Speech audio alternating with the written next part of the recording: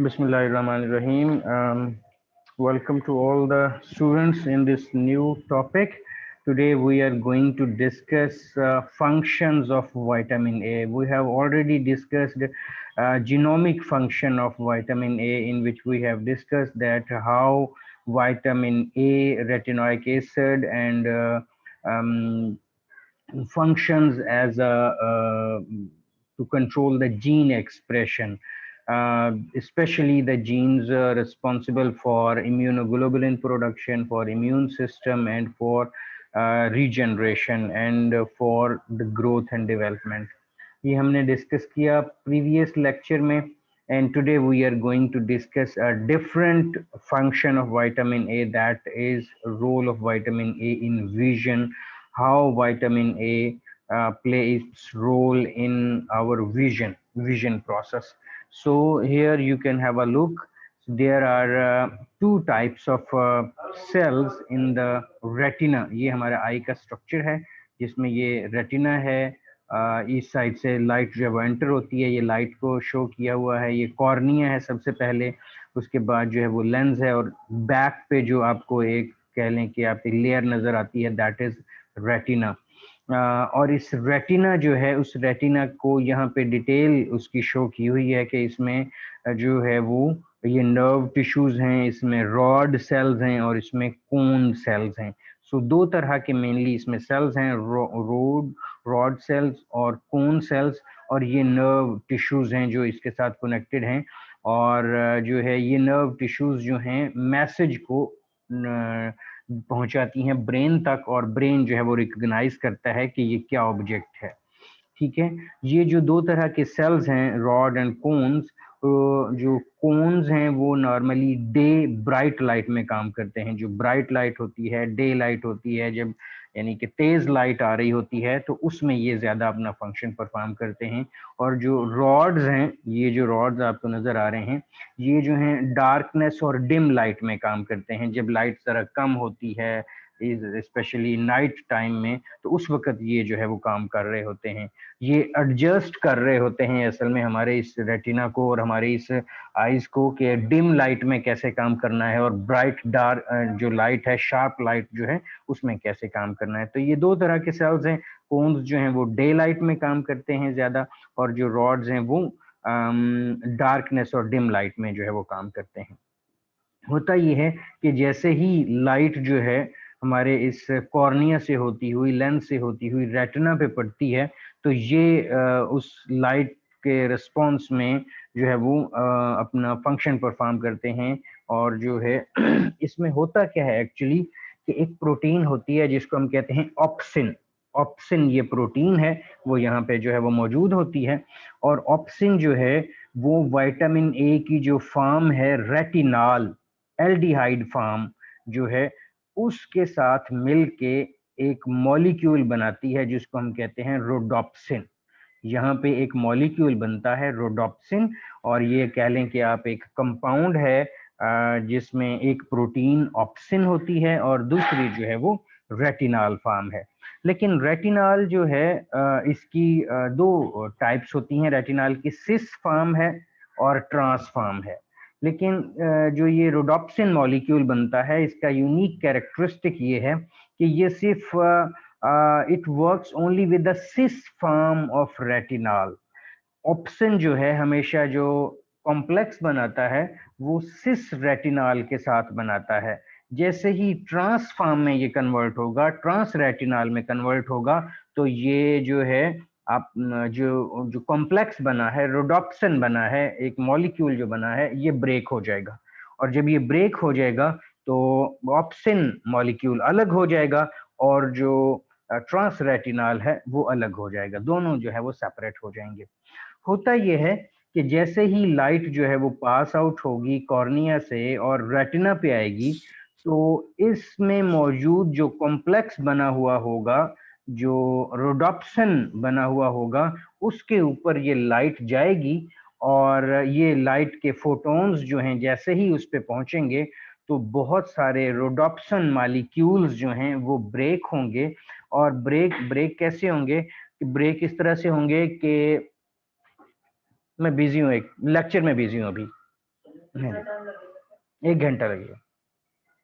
Okay, सो होता यह है कि रोडोप्सिन मॉलिक्यूल जो है,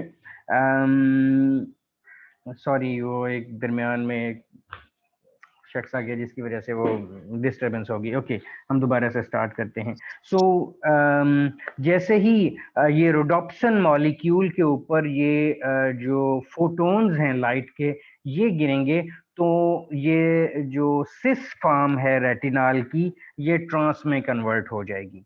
और जब ट्रांस में कन्वर्ट होगी तो रोडोप्सिन का जो मॉलिक्यूल बना हुआ था वो ब्रेक हो जाएगा और ऑप्सिन जो है वो प्रोटीन सेपरेट हो जाएगी और जो ट्रांस रेटिनाल है वो सेपरेट हो जाएगा, और ये अलग अलग जो है वहां पे मौजूद होंगे, और ये प्रोसेस जो है वो इस तरह से चल रहा होता है। उसी को ये rhodopsin molecule opsin and cis retinal से जो बना था, जैसे ही लाइट आएगी, लाइट जो है इस सिस रेटिनाल को ट्रांस में कन्वर्ट कर देगी, और इस तरह से ये रोडोप्सिन जो है वो ब्रेक हो जाएगा मॉलिक्यूल, और ये ऑप्सिन अलग हो जाएगा और ट्रांस रेटिनाल जो है वो अलग हो जाएगा। Rhodopsin's transformation involves its cleavage into opsin and cis retinal and the conversion of cis retinal to trans retinal. So अब opsin अलग हो गया, trans retinal जो है वो अलग हो गया।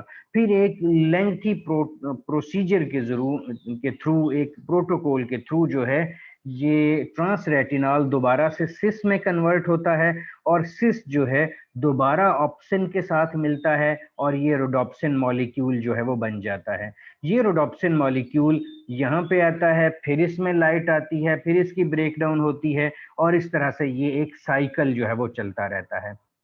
सो सिस रेटिनाल जो है वो ऑप्सिन के साथ मिलकर रोडोप्सिन बना लेता है। लाइट की वजह से रोडोप्सिन ब्रेक होता है, और रोडोप्सिन में जो सिस है वो ट्रांस में कन्वर्ट होगा, ट्रांस रेटिनाल दोबारा से वहां पे जो है सिस में कन्वर्ट होगा, फिर रोडोप्सिन बनेगा, एंड सो ऑन। सो जैसे ही लाइट आती रहती है, और जो है वहां पे आईज के अंदर रेटिनाल के रिजर्वायर्स मौजूद होते हैं, ताकि जैसे ही लाइट आई है फौरन जो है वहां पे सिस रेटिनाल मौजूद हो, और सिस रेटिनाल रोडोप्सिन का मॉलिक्यूल रेडी हो ताकि वो लाइट को अब्जॉर्ब कर सके, और विजन का प्रोसेस जो है वो चलता रहे। ठीक हो गया। लेकिन और जैसे ही थोड़ा सा डिम लाइट होती है, डार्क लाइट होती है, जैसे कि यहाँ पे मेंशन किया हुआ है, सो ये सारा प्रोसेस जो मैंने भी आपको बताया जिसमें रोडोप्सिन मॉलिक्यूल ब्रेक होता है, ये सारा डे लाइट में हो रहा होता है। Rhodopsin is absorb light, light absorb होगी, ऑप्सिन में कन्वर्ट होगा, ऑप्सिन जो है वो ट्रांस रेटिनाल में ट्रांस रेटिनाल, और ट्रांस रेटिनाल जो है ऑप्सिन सेपरेट, प्रोटीन सेपरेट हो गई, ट्रांस रेटिनाल आ गया। जैसे ही डार्क लाइट होगी तो ये ट्रांस रेटिनाल दोबारा सिस रेटिनाल में कन्वर्ट हो जाएगा, यानी कि डार्क में ये प्रोसेस हो रहा होगा कि ट्रांस रेटिनाल जो है वो सिस रेटिनाल में कन्वर्ट होगा, और डे लाइट में उसकी जो है वो ब्रेक हो रहा होगा। सो ये प्रोसेस जो है वो चलता रहता है।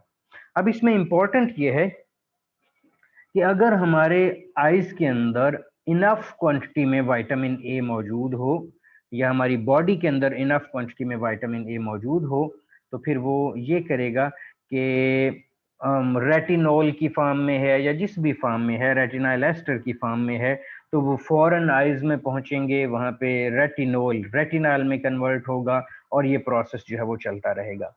लेकिन अगर हमारी आइज के अंदर रेजरवायर्स की कमी हो, रेटिनाल की कम क्वांटिटी हो, तो उतना ही ज्यादा टाइम उसको रिक्वायर होगा कि ट्रांस रेटिनाल जो है वो सिस रेटिनाल में कन्वर्ट हो सके।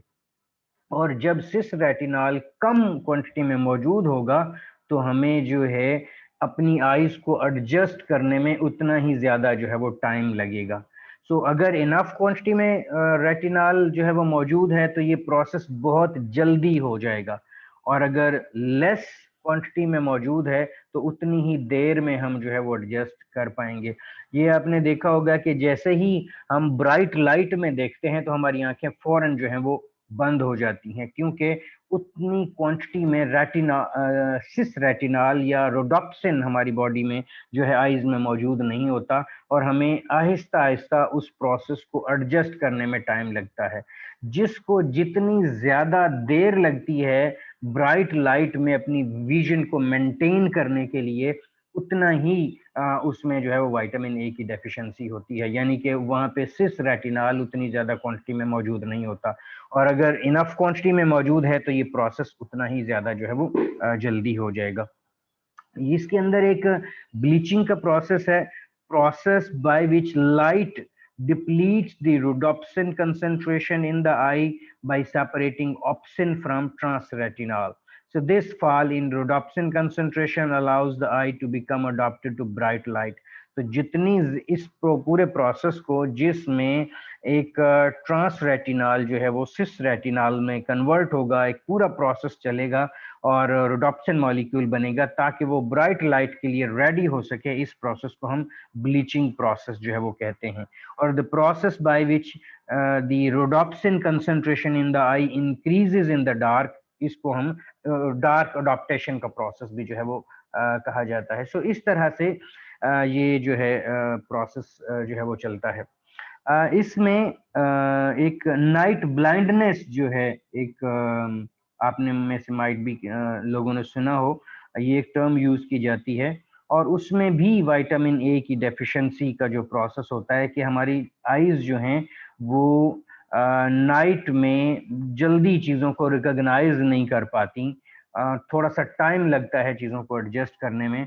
वो इनिशियल सिम्टम्स होती हैं विटामिन ए की डेफिशिएंसी की, और अगर विटामिन ए हम इनफ क्वांटिटी में लेना शुरू कर दें तो वो जो प्रॉब्लम है नाइट ब्लाइंडनेस का, वो भी आहिस्ता आहिस्ता जो है वो ओवरकम हो जाता है, उसमें ये जो है वो प्रॉब्लम नहीं आता। सो इस विजन के प्रोसेस में जैसे आपने देखा ना, तो इसमें रेटिनोल काम आ रहा है, ना रेटिनोइक एसिड काम आ रहा है, ना बीटा कैरोटीन्स काम आ रही हैं, यहाँ पे सिर्फ जो है वो रेटिनॉल वो जो है वो रिक्वायर होता है, और रेटिनॉल जो है वो यहाँ पे यूज हो रहा होता है विजन के प्रोसेस में। ठीक हो गया। और ये वो प्रोसेस है जिसके थ्रू जो है वो ट्रांस रेटिनॉल दोबारा से सिस रेटिनॉल में कन्वर्ट होता है। लॉन्ग एक प्रोसेस है, आपको माइट बी इसकी डिटेल बायोकेमिस्ट्री में शायद जाने की ज़रूरत नहीं है, लेकिन आपको जस्ट इतना आइडिया होना चाहिए कि सिस रेटिनॉल जो है वही रोडोप्सिन मॉलिक्यूल बनाता है, और ब्राइट लाइट की वजह से सिस ट्रांस में कन्वर्ट होता है, और डार्क लाइट में ये प्रोसेस जो है वो रिवर्ट बैक हो रहा होता है, जिसमें ट्रांस से सिस में कन्वर्ट हो रहा है, और फिर जो है ये दोबारा से जो है वो ये यूज हो रहा है। सो ये हमारा विजन का जो है वो साइकिल जो है वो चलता रहता है। यहाँ तक अगर किसी का कोई क्वेश्चन हो तो जो है आप पूछ सकते हैं, अदरवाइज जो है हम नेक्स्ट इस पॉइंट इसके फंक्शंस की तरफ आते हैं। यहाँ तक किसी का कोई क्वेश्चन है?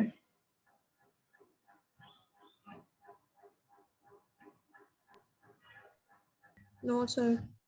ओके सर, नाइट ब्लाइंडनेस में क्या फैक्टर होता है जिसकी वजह से पर्सन विजुअलाइज नहीं कर पाता? नाइट ब्लाइंडनेस में भी यही इश्यू होता है कि क्योंकि लाइट वहाँ पे कम होती है, और कम लाइट में भी आपको जो है ये प्रोसेस को कंटिन्यू तो करना है, और वहाँ भी नाइट ब्लाइंडनेस के अंदर जो है वो क्योंकि डिम लाइट होती है, तो रॉड्स जो हैं अपना फंक्शन परफॉर्म कर रहे होते हैं, ये रॉड्स जो सेल्स हैं ये परफॉर्म कर रहे होते हैं, तो वहाँ भी इसको एडजस्ट करने में टाइम लगता है। अगर vitamin A retinol enough quantity में मौजूद होगा तो वो जो प्रोसेस है जल्दी से हो जाएगा, क्विकली वो प्रोसेस हो जाएगा, और अगर विटामिन ए नहीं मौजूद होगा तो वो प्रोसेस जो है वो अडाप्टेशन का वो स्लो हो जाएगा।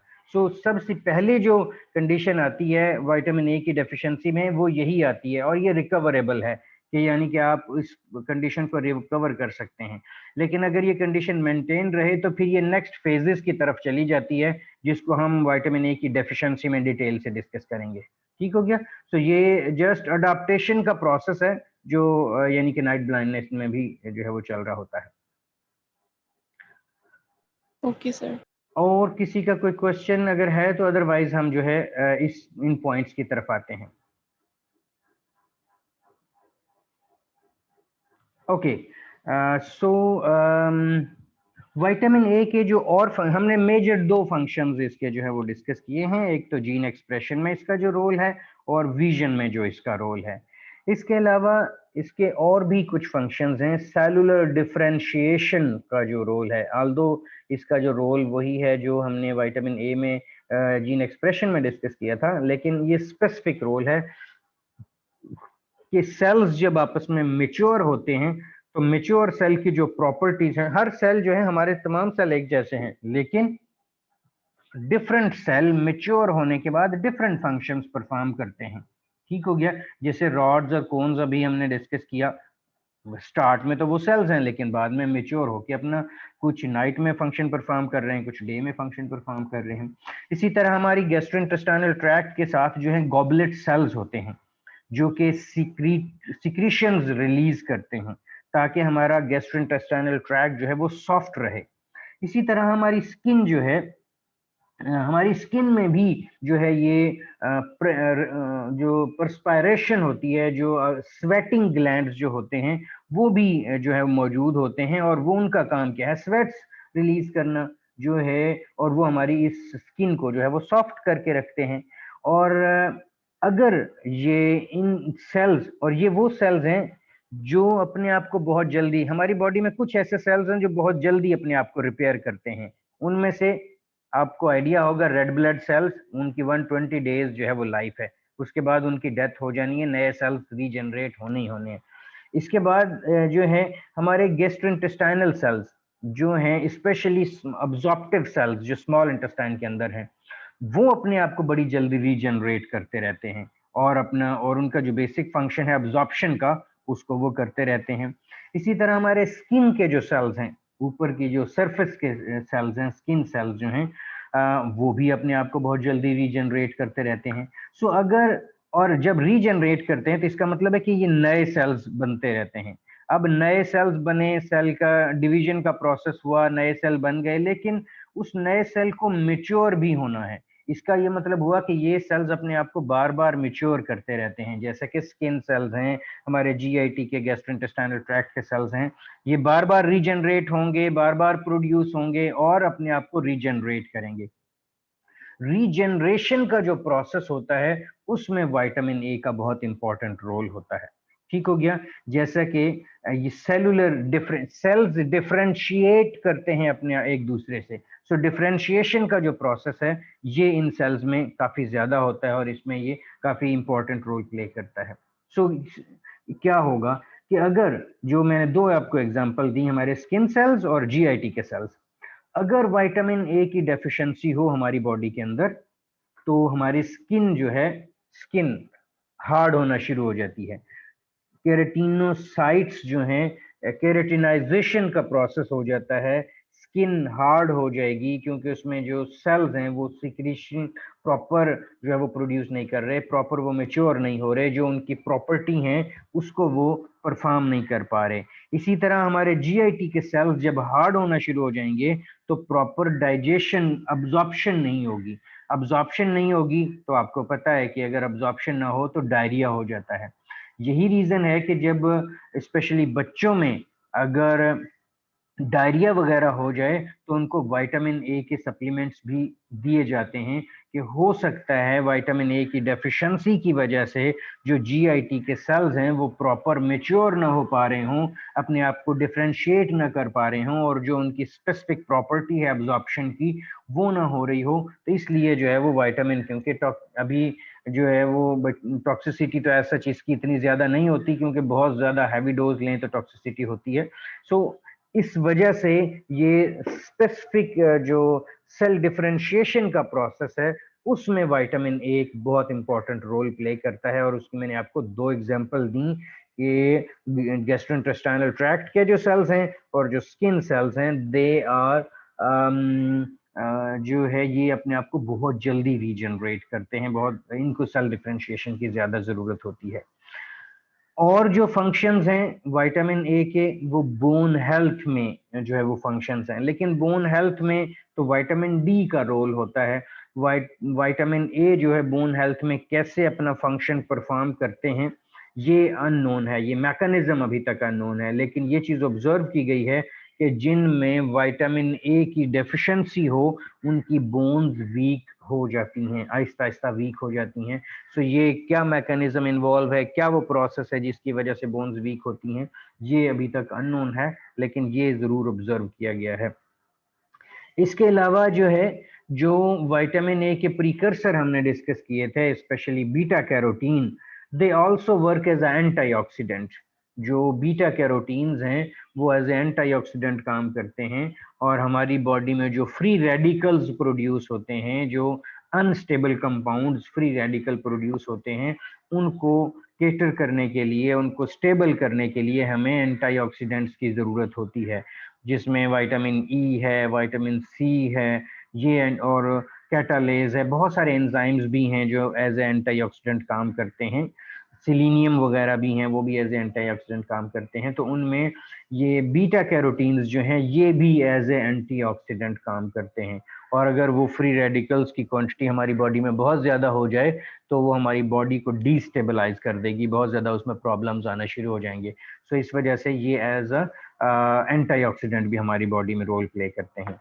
So that's it about functions of vitamin A, जिसमें हमने जीन एक्सप्रेशन में इनका रोल डिस्कस किया, विजन में इनका रोल डिस्कस किया, और ये 2-3 फंक्शन यहाँ पे इस स्लाइड के अंदर मेंशन है, जिसमें सेल डिफरेंशिएशन है, जिसमें जो है वो बोन हेल्थ के फंक्शंस हैं, और एज ए एंटीऑक्सीडेंट जो ये काम करते हैं। सो ये विटामिन ए के जो है वो फंक्शंस हैं। एक ये छोटा सा टॉपिक है, मैं चाह रहा था कि इसको भी हम जो है वो कंप्लीट कर लें। ओके, ये है रेटिनोल एक्टिविटी इक्विवेलेंट। जिन भी विटामिन्स के लिए डिफरेंट टाइप्स मौजूद होती हैं, डिफरेंट सोर्सेज मौजूद होते हैं, तो वहाँ पे हम जो है एक्टिविटी इक्विवेलेंट का वर्ड जो है वो यूज करते हैं, जैसे कि folate activity equivalent, niacin equivalent. So इसी तरह रेटिनोल एक्टिविटी इक्विवेलेंट हमने डिस्कस किया कि विटामिन ए की मेजर तो 2 टाइप्स हैं, रेटिनॉइड्स हैं और कैरोटिनॉइड्स हैं। तो किसको कितनी इंपॉर्टेंस दें, क्या तमाम के तमाम आपस में बराबर हैं? क्या रेटिनोल और रेटिनॉल और रेटिनोइक एसिड और बीटा कैरोटीन और अल्फा कैरोटीन और क्रिप्टोजेंथेन, क्या ये सारे इक्वल हैं, इक्वल इंपॉर्टेंस है? नहीं, ऐसा नहीं है। तो जब जितने ज्यादा सोर्सेस होते हैं उसके लिए हम एक्टिविटी इक्विवेलेंट जो है ये एक टेक्निक यूज करते हैं, जिसमें हम एक को एज अ स्टैंडर्ड यूज कर लेते हैं और बाकियों को इक्विवेलेंस दे लेते हैं। तो रेटिनोल जो है उसको हम 1 कंसिडर करते हैं। 1 रेटिनोल एक्टिविटी इक्विवेलेंट यानी कि is equal to 1 microgram of retinol. अगर हम रेटिनोल कंज्यूम करें 1 माइक्रोग्राम, तो उसको हम जो है वो 1 रेटिनोल एक्टिविटी इक्विवेलेंट कहेंगे। और जो हमने डिस्कस किया था RDA, विटामिन ए का जो RDA हमने डिस्कस किया था कि 700 माइक्रोग्राम है फॉर अडल्ट फीमेल और 900 माइक्रोग्राम है फॉर अडल्ट मेल। तो वो वहाँ पे हम रेटिनोल की क्वांटिटी जो है, मैं बच्चे क्लास ले रहा हूँ अभी, वहां पे हम रेटिनोल की क्वांटिटी को जो है वो स्टैंडर्ड कंसीडर करते हैं। तो वो 700 माइक्रोग्राम ऑफ रेटिनोल है। लेकिन आपको पता है बीटा कैरोटीन भी मौजूद है, इसमें अल्फा कैरोटीन भी मौजूद है, तो डिफरेंट कंपाउंड मौजूद हैं, तो उसके लिए हम फिर इक्विवेलेंट कंसीडर कर लेते हैं। So 1 retinol activity equivalent is equal to 1 microgram of retinol. ठीक हो गया। And 1 retinol activity equivalent is equal to 12 microgram of beta carotene. इसका ये मतलब हुआ कि अगर हम 12 माइक्रोग्राम बीटा कैरोटीन कंज्यूम करते हैं तो वो 1 माइक्रोग्राम ऑफ रेटिनोल के बराबर है, या उसको हम 1 RAE जो है वो कहेंगे। इसी तरह अगर हम अल्फा कैरोटीन कंज्यूम करें या बीटा क्रिप्टोजिंथिन कंज्यूम करें, तो उसके 24 माइक्रोग्राम को हम जो है वो उसके 24 माइक्रोग्राम को हम 1 रेटिनोल एक्टिविटी इक्विवेलेंट जो है वो कैलकुलेट करेंगे। सो ये RAE में हम जो है वो कैलकुलेट करते हैं। कुछ आपको सप्लीमेंट्स में इंटरनेशनल यूनिट्स भी मेंशन किए जाते हैं। ठीक हो गया। सो 1 international unit of vitamin A activity is equal to 0.3 microgram of retinol, 3.6 microgram of beta carotene and 7.2 microgram of alpha carotene। लेकिन सप्लीमेंट वगैरह में इंटरनेशनल यूनिट होते हैं, लेकिन जब हम फूड की बात करते हैं तो वहां पे हम RAE को ही ज्यादा जो है वो फोकस करते हैं और रेटिनोल को ही ज़्यादा फोकस करते हैं। तो जो मैंने आपको प्रैक्टिकल में चीज़ें बताई थी कि आपने अपना 24 आवर डाइटरी रिकॉल लेना है और विटामिन ए जो है वो कैलकुलेट करना है, तो उसमें आपने इस चीज़ को ज़रूर माइंड में रखना है कि अगर आप बीटा कैरोटीन कंज्यूम कर रहे हैं तो उस बीटा कैरोटीन को आप 12 पे डिवाइड करेंगे तो आपके पास जो है वो रेटिनॉल की क्वांटिटी आएगी। इसी तरह अगर अल्फा कैरोटीन किसी टेबल में दिए हुए हैं तो उसको 24 से आप डिवाइड करेंगे तो आपके पास जो है वो रेटिनॉल की क्वांटिटी आएगी। इस तरह से आप अपनी कैलकुलेशन जो है उसको ठीक जो है वो कर लेंगे। So that's it about vitamin A functions and retinol activity equivalent. अगर आपका कोई क्वेश्चन है तो आप प्लीज कर लीजिए, अदरवाइज मैं इसको स्टॉप करने जा रहा हूँ।